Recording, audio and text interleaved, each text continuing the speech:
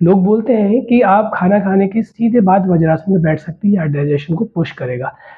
याद रखिए, आपको कोई भी ऐसी चीज़ नहीं करनी है जिससे आपके बॉडी का जो नेचुरल सिस्टम है वो वीक पड़े।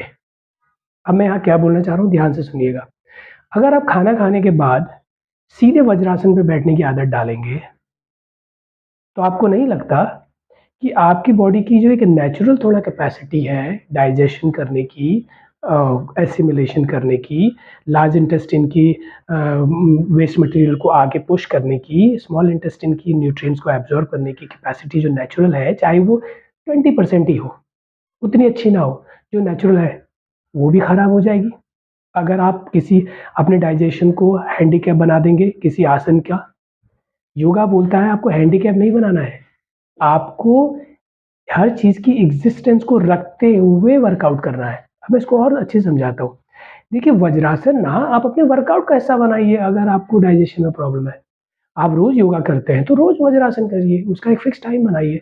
बट खाना खाने के बाद अगर आप वज्रासन करेंगे तो आपकी ब्रेन और उस आसन की एक मेमोरी बन जाएगी। तो जब तक आप वज्रासन नहीं करेंगे, तब तक आपकी बॉडी खाना नहीं पचाएगी। आपको आपने उस आसन को, जो आसन शरीर के अच्छे के लिए बना है, उसको आपने गंदा कर दिया।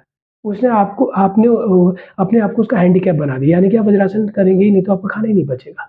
तो इसलिए खाना खाने के जस्ट बाद अगर आप वज्रासन कर रहे हैं, छोड़ दीजिए, वहाँ मत करिए।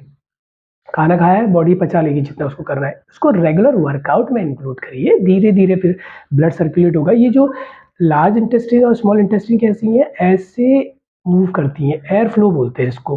तो ये ना उस एयर फ्लो को, उस स्ट्रिंग को जो ऐसे मूव करती हैं, वेस्ट मटेरियल लार्ज इंटेस्टाइन में ऐसे मूव करता है, ठीक है? न्यूट्रिएंट्स को स्मॉल इंटेस्टाइन ऐसे एब्ज़ॉर्ब करती है।